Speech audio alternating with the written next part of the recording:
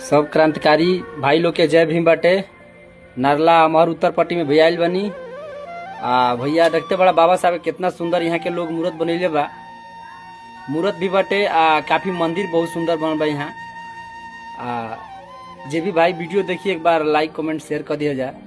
यहाँ के लड़का कहता से भैया एगो वीडियो तनी शूट हो जाई तो जनते बड़ा घूमे वाला आदमी लोफर थोड़ा सा है, लेकिन आज कनी टाइम निकाल के आज बनिए जाओ। काफी नजदीक से तो हम लोग के बाबा साहब के हम प्रतिमा जोन बाटे मूर्त दिखाओ तनी। भाई ये देखो मंदिर कितना सुंदर बना भाई।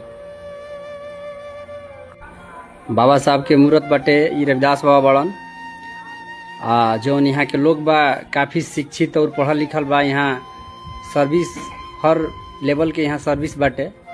मकान घर द्वार गाड़ी घोड़ा सबका पास लेवल बहुत बा। ये सब बाबा साहब के देन है भाई। देखो ये सब